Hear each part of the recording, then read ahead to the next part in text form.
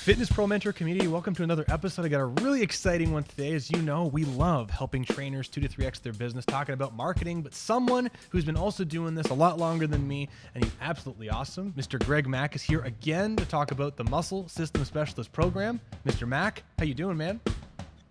Great, Brandon. Thanks for having me. I'm super excited about joining you and having a chat about some of this stuff. So thank you. Honestly, I'm super honored. I mean, as you know, we've talked about in the past, the Muscle System Specialist Program, the way you've organized it, the technical approach is something that we use here at Strata Internal Performance. It's a big part of our history, and I'm really honored to just dive into this whole thing. Yeah, well, here we go. Well, on that note, here we go. If you don't mind, for anyone who's just jumping in, let's get right into it. The Muscle System Specialist Program. Do you mind speaking to the origin of the program and how it's turned into the beast that it is today? Yeah, it's become, actually exercise professional education is like the big name, and then the muscle system specialist course content and processes kind of within that umbrella. But so it started probably when I started my career in a sense. I mean, coming out of a technical engineering program in the Navy and working on board a fast attack nuclear submarine. This is a world all about procedures and writing policies and following procedures and collecting a ridiculous amount of information about how the plant is operating and how to diagnose and assess equipment problems and do maintenance. And so, my academic experience in the U.S. Navy's processes kind of set me up to be that's how I think. I think about collecting data, setting up procedures, figuring out what's wrong, solving the problem, and get the system running properly, right? So when I decided to switch and get into the exercise field, I immediately began writing up procedures, writing up policies, writing up assessment processes, and building a way that I could try to get to understand some individual human system, so I could figure out, how to engage them from an exercise perspective. So, it began right away, 30 plus years ago now.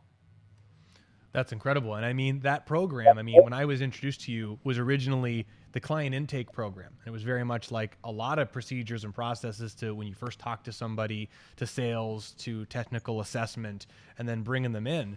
How has that evolution changed? How has that program evolved from the original inception of client intake to the Muscle System Specialist Program from Exercise Pro Ed? Yeah, it's evolved quite a lot, actually. And along the way, since I had developed kind of my own internal intake procedures, and I didn't call them client intake at the time. I was actually started working for a chiropractic clinic, very progressive clinic, and so I was assessing and evaluating the patients of the chiropractor, and then kind of built up a system and was training other folks in the clinic how to do it, and then got involved with some local gyms, started a company called Physicians Fitness, and started essentially contracted by a bunch of gyms to run their personal training operation. So I had to tighten it up even more because now I'm bringing on, lots of staff, and I'm trying to get them up to speed on our processes, because essentially it was kind of our branding, right? How we were known of how we take people in. And then I started to teach it at the IDEA, the IDEA International Personal Training Conferences. I started to launch that, and then I got involved in an organization called Muscle Activation Techniques, and kind of showed, the leadership there what I was doing with that, and then I would kind of learn some interesting ideas from there, and was incorporating that, and started offering that to those kind of practitioners. And as I grew and got ideas, I just moved on from that and evolved and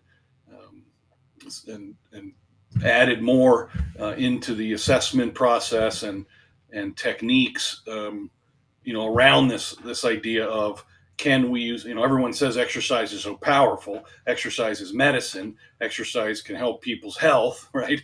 Well, how can I use it, as a sharper tool, not a blunt instrument, and with more precision? And how do I access more of the system and how it works to see if there's issues with someone's ability to use their body to engage in exercise. And so it has that preparatory process as well, and then it became, when I got certified as a medical exercise specialist through ACE, which is where my career has been focused on this medical fitness interface and transition, where I've been dealing with neuromusculoskeletal problems from the get-go with chiropractors, outpatient PT, pain medicine doctors, occupational doctors. So I've worked with a diverse set of medical providers, trying to figure out how to get this exercise as medicine thing really working from a structural perspective and a practical application process, my whole career. So given all that experience, it's just evolved over time to its current state, which is a rather, sophisticated and granular way of assessing a human being's control and ability to use their body, and where there might be problems with that and where there is problems with that, and then seeing if we can access as much of the system as possible to try to improve that for them. So we now have a very well-defined philosophy. We have a well-defined body view. We have a well-defined set of methodologies and procedures, not protocols, to gather information. And it's really become a course that is about thinking and making critical decisions. Well, I think that's the most important thing. That would be probably the number one thing I learned from our old friend and late mentor of mine, Peter, was how to start thinking. And I definitely would say that everything that you taught, that I've learned from the Muscle System Specialist program, has helped to perpetuate that and get people thinking. I'm wondering, kind of two ends, but if a personal trainer is listening to this, and there's many people in our group, the Fitness Pro Mentor world, that's very familiar with the Muscle System Specialist process, which is wonderful, but there's also many that aren't. And I was wondering, if a personal trainer is hearing of you for the first time, how would you describe what someone will learn in the Muscle System Specialist program? Yeah, that's going to take a while, I think. But from a general perspective, that they're going to learn 8 major steps, right? They're going to learn one about themselves as a professional practitioner and a human being in a context that we call identity and role delineation. Because you can't really operate at the highest possible level, I don't think, or believe, unless you have a real good sense of self and you're able to understand role responsibilities over personal identity. And there's a lot of potential pitfalls with that. And so once we get that kind of set up properly and we get the right mindset established about how to be an exercise professional, then you're going to learn how to do very effective interviews with strangers to figure out, whether or not you should be working with them and how you should be working with them, and establishing the real objectives for the relationship.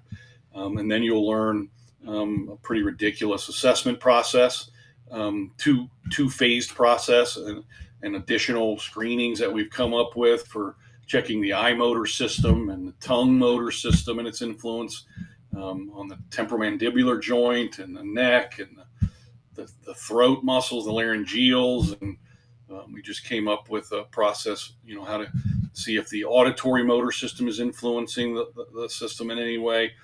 So you're going to learn a lot of different screening and assessment processes to start to really see how this person's system is functioning and working.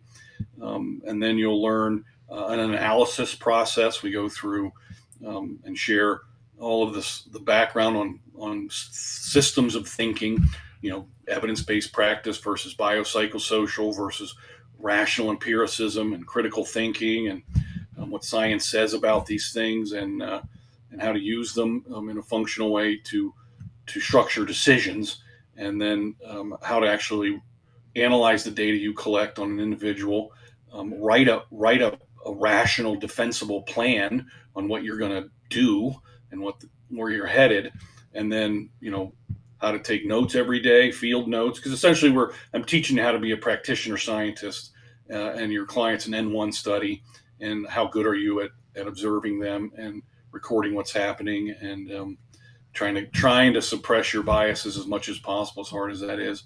But we talk about the biases, So it's rather extensive. I mean, it's 108 hours just of classroom and video.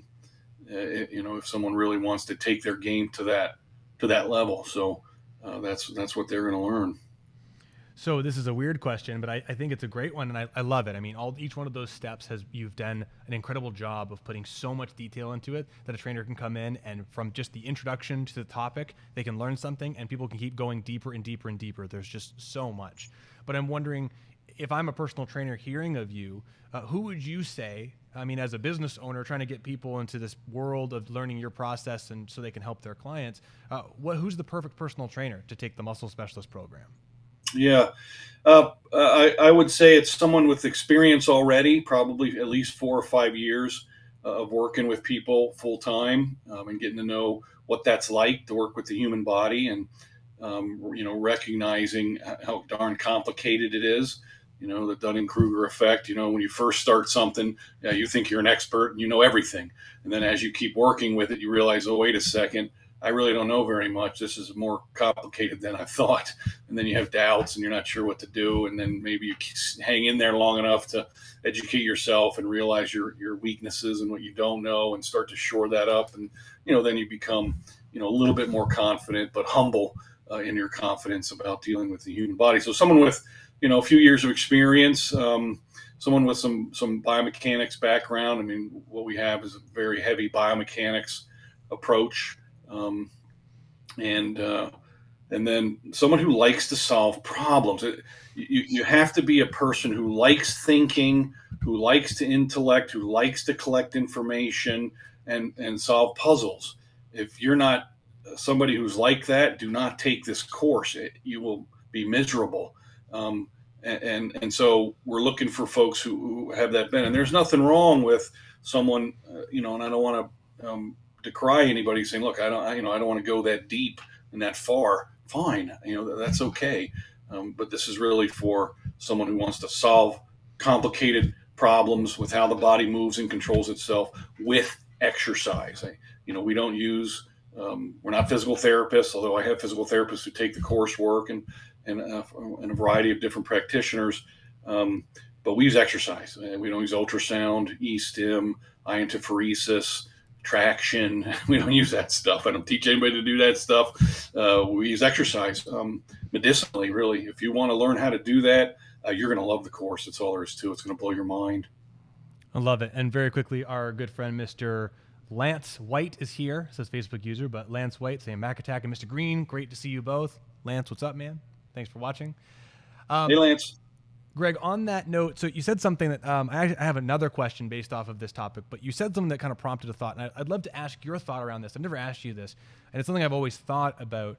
I would say that, at the beginning of my career, learning and being challenged to think and develop a thought process and becoming a thinker was something that I would say was very important to me at a very young age that helped me grow and learn more and consistently challenge myself. And I've heard you and a few other people talk about you have to enjoy thinking and being having a thought process and developing that.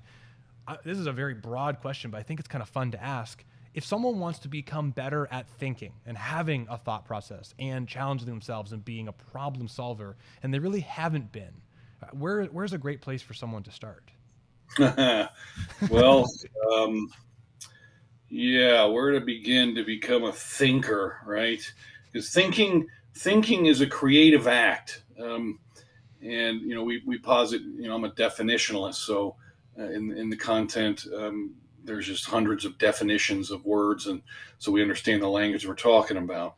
And, the idea of thinking and what thinking is an interesting topic. It's a philosophical topic as much as anything else, in addition to an empirical topic.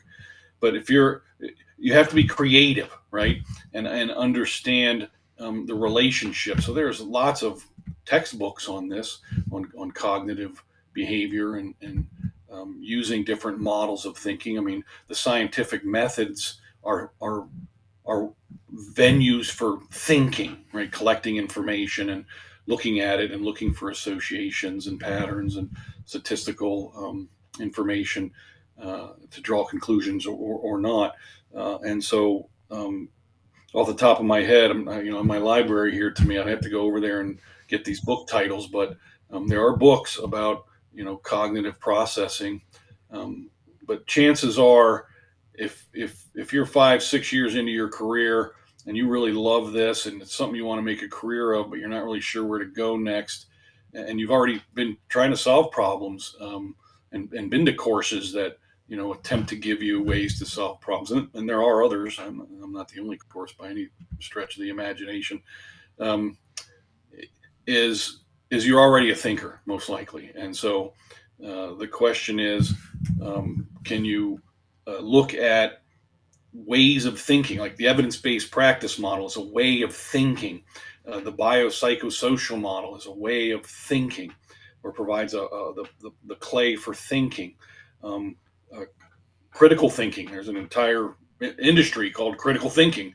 I don't know if it's criticalthinking.com, and they got tons of information about becoming a more critical thinker. So that might be the first place I point people to, is criticalthinking.net or .org or .com, I think. So. One thing that we've talked about here on the show with Curtis Clay, I talked about with Jacques and a few other people, is really the exploration of art, because you said the word creative a few times. And I got to say, I think being an artist as a young person, I think there's some great value there to develop an organic thought process with dealing with multiple layers and moving things around and really being creative. And I would say that artistic approach for me with drums, and looking at what you've taught, which I want to talk about, not yet though, about the biomotor configurationalism stuff. You have to be creative, because if you don't have the being able to move A, B, C to C, B, A and move all these orders around and be able to visualize it, it can be pretty tough, man. So criticalthinking.com, I think that's really neat.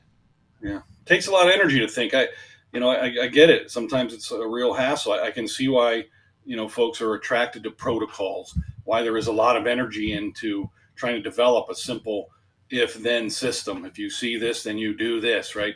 Every single time. And that certainly makes, work and life a little easier. But unfortunately, the human body isn't always that easy. And so, you can read a research study that tells you what to do, with NEOA, right? And they've got some recommendations and protocols and probability statistics about which approaches might, relieve the pain or help the knee. But there's no research study that tells you what to do with an osteoarthritic knee that's associated with a club foot, an OA hip, neuropathy in the leg, lumbar degeneration, and diabetes. There's none. There's no research study for that. There isn't. And so you have to be really good at piecing some of this stuff together. Yeah. I remember one of the first classes I hear you talk about, and you were talking about, I'm going to probably paraphrase this incorrectly because it was nearly 10 to 12 years ago, or maybe even 10. But you were talking about someone who's a genius and how they're able to juggle up to 4 to 6 pieces of information at one time, like a big piece of information. Maybe they can actually hold simultaneously 3 or 4 concepts, ideas, or pieces of information and relate them together. So they're looking at not information in series, one thing after another. They're actually processing in parallel as well as series simultaneously.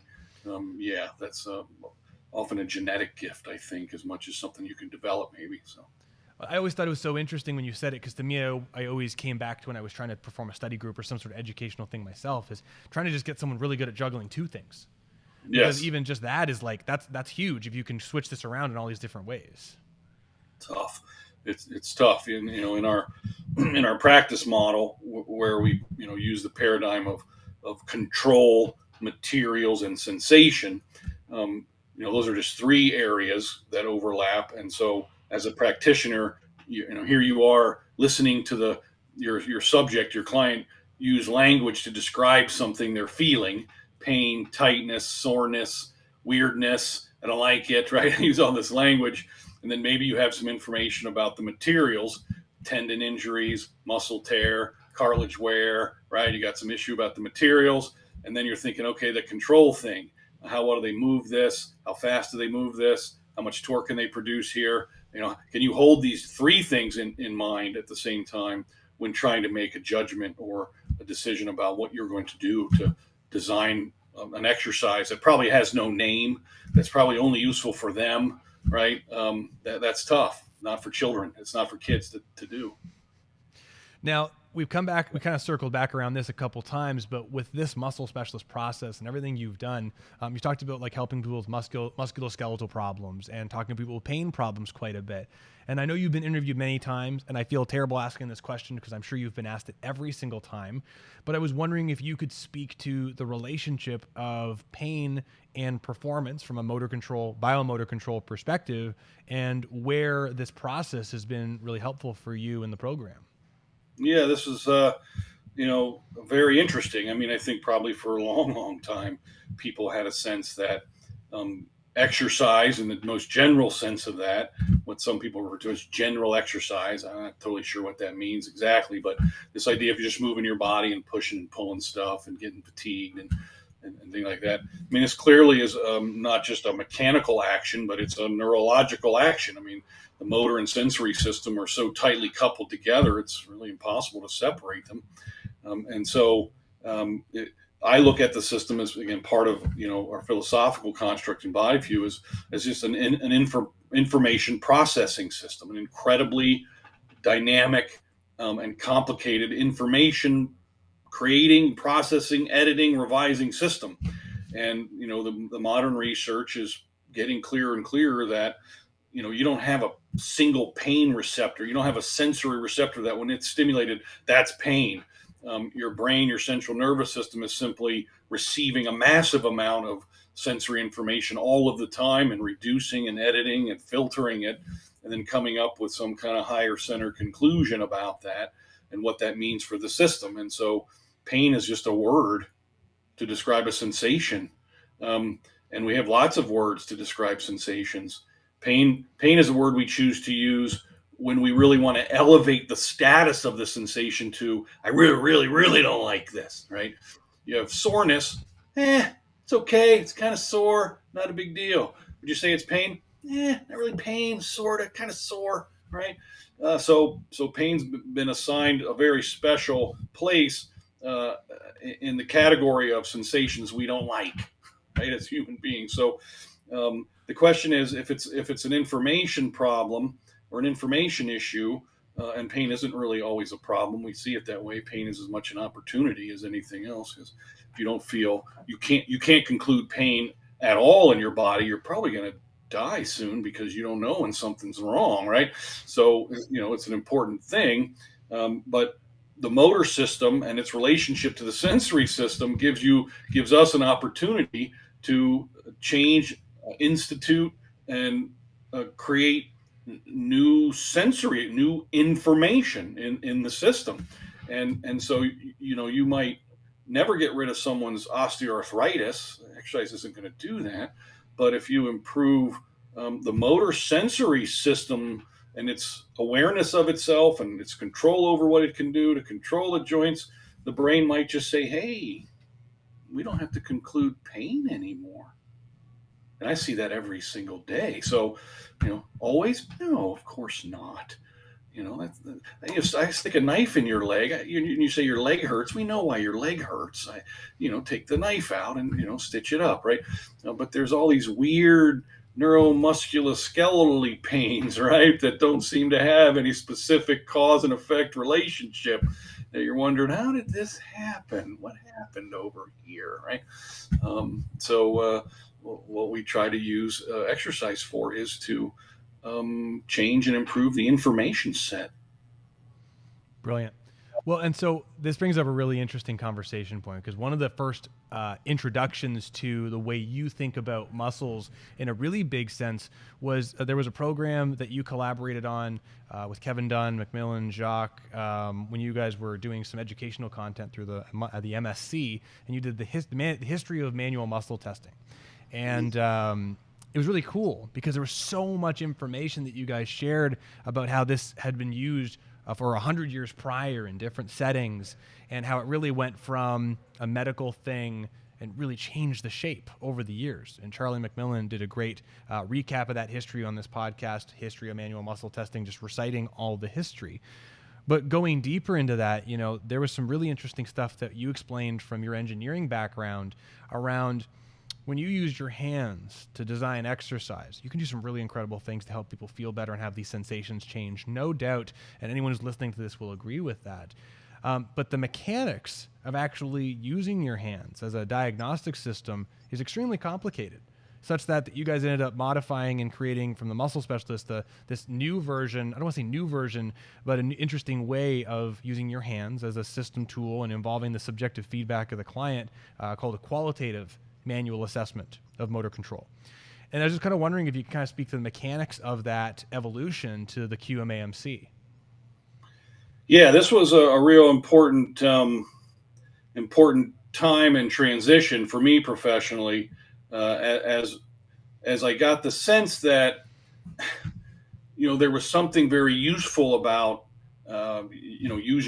manually using your own body to apply a force and create a torque in a joint system, but realizing over time as well that, wait a second, this system, we're trying to extract and create something more specific and precise about the use of this thing than we really can, right? And manual muscle testing started to become this thing, and I got caught up in it. It's a very romantic notion, that you could test individual muscle function and tension development, that you could diagnose a particular muscle dysfunction, an anatomically named muscle, by pushing in some certain direction based on some orientation of the synovial joint system and your understanding of normative anatomical muscle attachment structure. And over time, I just started to doubt that more and more. And this idea that muscle testing, almost became this thing that the practitioner thought they were quantifying something about the muscle. And you're not, but can it still give you some kind of information about the muscle system's capabilities of reaction? And when I combine the idea of pushing on the muscle with the engineering definition of stability, which is couched in the idea that we don't know any system is truly stable until you perturb it and then see what happens as it reacts to the perturbation. Does it restore itself to its pre-perturbed position or configuration or state? Does it keep moving away and actually degrade and no longer function the way it should? Does it overshoot and come back farther, right? And so, again, talking with people smarter than me, like Charlie McMillin and Kevin Dunn and Jacques Taylor, we started to realize, wait a second, this thing really isn't this, on-off, strong, weak.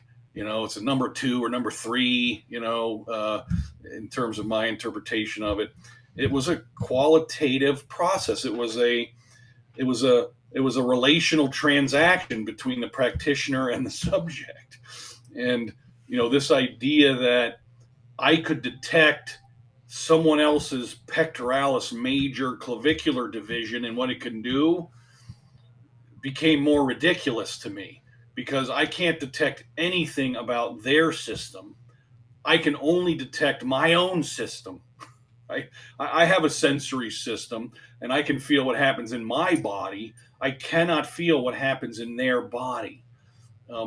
And so this started to really, shake up the previous notions of what I thought I was doing and how I was practicing, but recognizing, well, there's something useful about, the manual perturbing process, because machines can't do it, that we can still extract some information. And between me and the client, the subject, in this perturbing process, we might come up with a conclusion about, how we think that went. Because it's funny, I ask people in some of the advanced courses, I show videos of people moving, right? And I have a sequence I show of, a 5-year-old kid with a golf club swinging, and then dad every year takes a video of him swinging the club. And I asked the students, I said, so each year, as you see this kid, swing this club, what do you think? And everyone says, well, he's getting better. I said, why? Well, why are you concluding he's getting better? You're not quantifying anything. You're not measuring anything. You're just observing motion and coming up with this conclusion that you like the way he moves. Why? Why do you like the way he moves? What's happening to make you think that's getting better? And I started to realize, wait a second, this is the qualitative side of what we do and the subjective side. And I realized we need to understand more about the qualitative side, more about the subjective side, not less.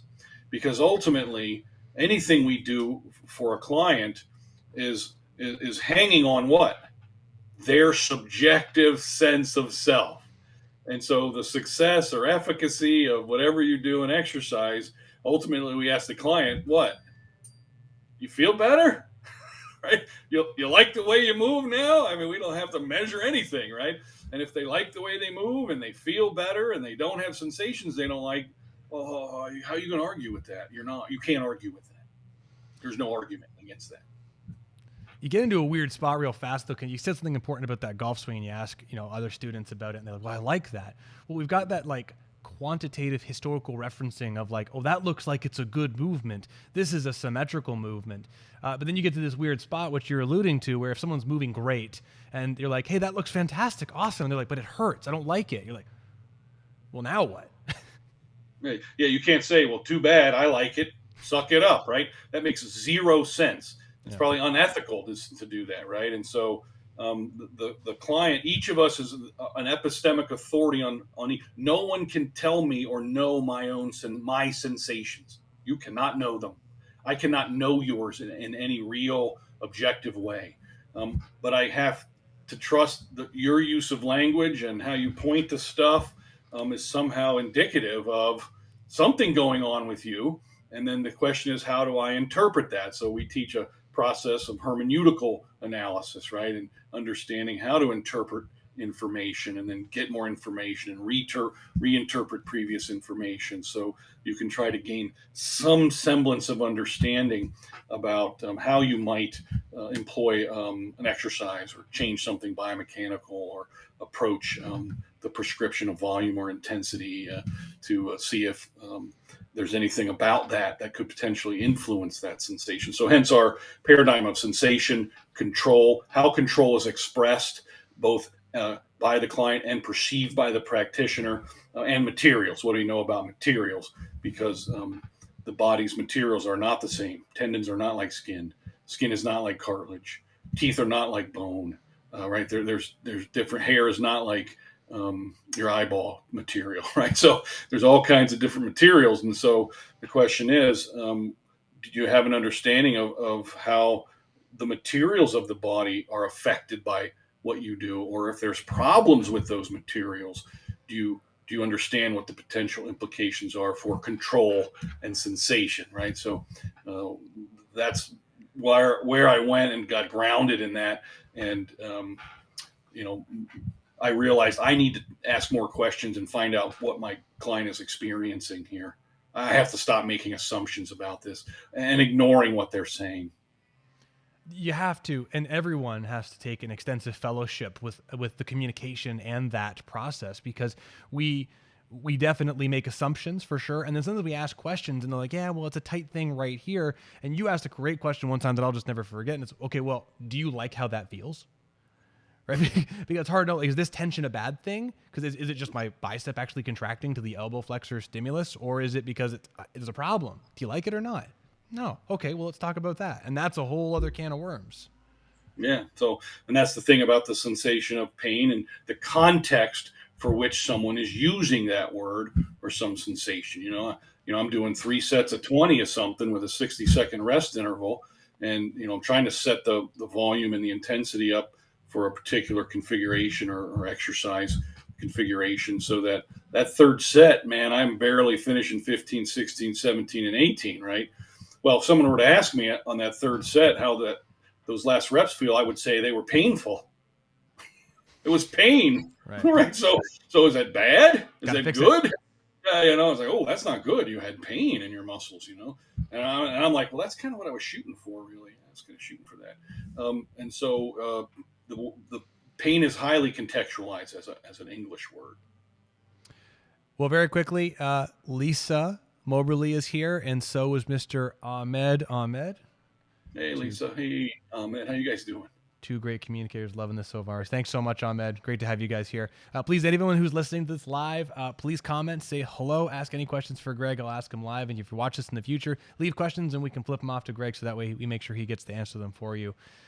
Greg, with all of this, and this is what the thing I love about this, probably my favorite part of the process that I learned from you is despite the ability to help people with problems from one side to the other and the extensive assessment process, like it's great.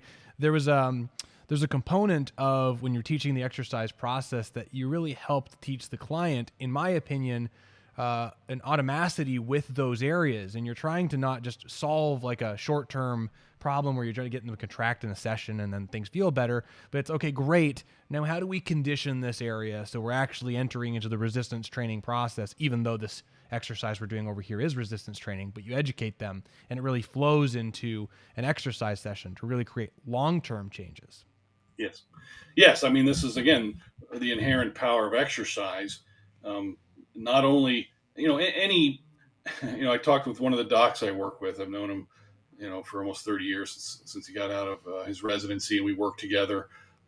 I send him my clients, when they report stuff and stuff happens to them, they need a medical evaluation. He sends me, his patients that aren't responding well, they don't require surgery or they don't want surgery. And so we have a good relationship, and I have several docs I work with in that regard. And it's important, I think, for trainers and coaches to have medical relationships because they're very intelligent. They have access to lots of cool stuff, and they can diagnose things. We can work prognostically, but we're not diagnosing anything particular and giving it a name and a numerical value in the PDR, right? So it's not what we're trying to do here. But teaching someone, and getting them to actually adapt is what exercise is really good at. I mean, creating acute effects, I don't know it's like voodoo. Any number of people, you could slap someone in the head real hard and they say, my shoulder pain went away after you slapped me in the face real hard. So what? All right, who cares about that? What we're really looking for is longer lasting changes, and exercise creates, the progressive, albeit sometimes slow, adaptive processes that have longer lasting, effects in terms of sensory and motor capabilities. And so, finding the right exercise and homework and volume and intensity and prescription, let alone teaching the client, hey, you should be doing this every day, for this many repetitions to try. Because homeostasis is a very, very powerful process. Our bodies don't really want to change. Not really. I mean, I haven't seen you for a while, Brandon. You look the same to me. I probably look pretty much the same to you, so it's not like we're morphing constantly in this super dynamic process and changing in super wide and diverse ways. Not really.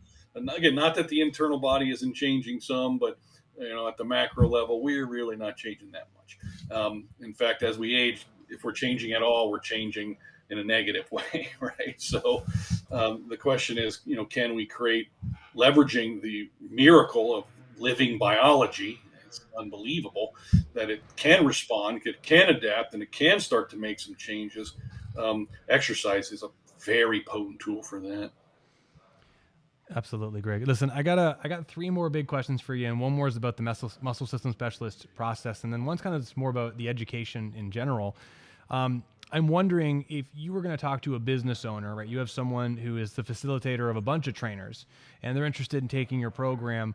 What kind of recommendations would you have for a gym owner, CEO, if you will, to integrate this process amongst their training staff? Yeah, well, that's a good one because they have to decide about how they want their community to perceive their brand, right? What kind of service do they want to really provide? And if they want to provide a service, that is more granular, more top heavy in the beginning, we do all the heavy lifting in the beginning, collecting the information, and that it's not kind of the traditional functionalist, pseudo-religious concept of, let's just get people swinging ropes and carrying dumbbells and swinging kettlebells around as soon as possible, and then see what happens. If you want to switch to a model that is a little bit more systematic, then okay, make sure everybody's on board with that. I mean, you can go to the website www.exerciseproed, and we have free downloaded PDF that has kind of a summary of our philosophical construct and some of the definitions and methods we use. So you can read that and decide whether or not that's the direction you want to go. We've got the Exercise Explorers Club. We got lots of content on there that talks about these ideas. And so you could definitely explore the world a little bit and get a sense of whether you like or want to know more about that, and then, or maybe not. Maybe you'll read it and go, "Oh, no, I'm not interested in all that stuff. That's not something I want to do," and that's okay. That's fine. And then we have 1-day courses to kind of introduce people to the concept. It's called Exercise in Pain: A New Perspective. So we could do a 1-day course at your facility or wherever we offer them around the country. You can send your staff to that. And then we have the full MSS course online, and you can register for that. And we may start doing live courses again. So beautiful. And just really quickly, Mr. Johnny Cook is here. Hello, Johnny. And he says, such a great point to your previous point. Long-term adaptation is best utility of exercise. There's no thanks. Thanks, Johnny. Appreciate you jumping on the call. Beautiful. Yeah, no, that's absolutely fantastic. Now, Greg, you mentioned something about MSS, the program being online, and I know that COVID, much like for my business in Canada, was pretty tough on in-person stuff. And I was wondering if you could talk about that transition. Well, really, I had only taught the course live. It's 5 weekends, Friday through Sunday. Second weekend's Thursday through Sunday. It's like drinking water through a fire hose. But a lot of people like, live courses, and so I only taught it live. But when COVID hit, I thought, geez, what am I going to do now? And people were always bugging me about online stuff. And I thought, all right, maybe I'll see if I can figure this out. So actually, my last live course I did in Seattle before COVID, Curtis was generous enough to videotape the entire thing. And I had videotaped the first 13 sections a couple years before that. And so I had it all on video. And so it took a while. Long time to get all this video edited and cut and reduced and build this course, but we built the course. Now it's online, and you can take the entire course online and either take it by yourself or start with one of our cohorts where we meet weekly to review previous sections and hash things out and get questions answered. It's 20 weeks and go from there. And then you have access to the course for another year after that to continue to try to digest it. So the online course has been popular and gaining popularity, and I've been able to, meet and work with practitioners in Portugal now and United Kingdom and more in Canada. So yeah, it's been lemonade out of lemons for sure. Fantastic, Greg. I mean, it's great to see how you've pivoted and had made Exercise Pro into what it is now because of the online platform. Greg, my last question for you is kind of like it's a slight shift in gear, but I think that you're a great person to ask for this. Through our mentorship, so many people start to grow their business and get more successful, and they go, hey, you know what? I want to start becoming a teacher. I want to become an educator. And starting an education company is no small feat. Like it's a gigantic beast because it really is an entirely different business than running a personal training business. And I was just wondering if you could kind of speak to some hurdles of developing and growing an exercise education enterprise. Wow. Yeah, I was kind of reluctant to do so.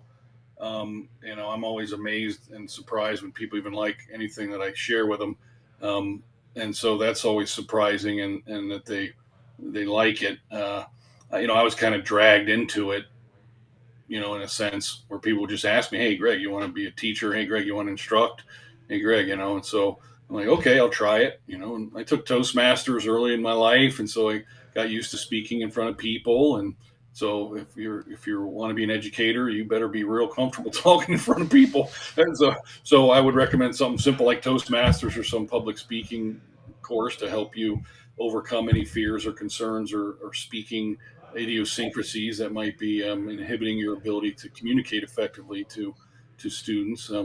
And then, how organized. You have to be pretty organized into structure. You get masters and PhDs in how to develop courses, right? They have advanced college degrees for this stuff. So, you got to be good at doing that. Some of it is learned, some of it's natural, I think. So if you want to, educate folks, I would start simply doing study groups with people in your community and get used to talking about subject matter when there's no pressure on you financially. I mean, if someone's going to spend thousands of dollars and carve out time, precious time in their day, there's pressure there. You got to deliver on that, so maybe start meeting with your colleagues and just do some free study sessions and get used to talking about this content.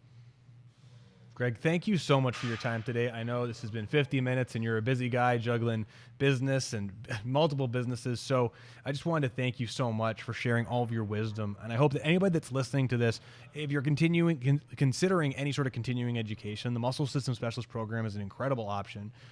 Definitely go. Well, Greg, where can everybody find more information about your products and check out the PDFs? Yeah, this is the www.exerciseproed.com. Spent a fortune and a lot of time trying to get that website set up. So hopefully you can use it easily, and let me know if you can't so I can try to fix it.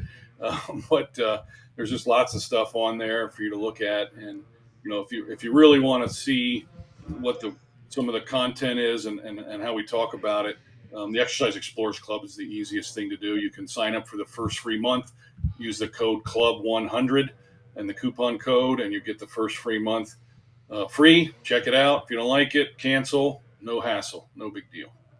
Fantastic. Greg, thank you so much, man. This was a blast. Thanks, man. Appreciate you. Bye, everybody.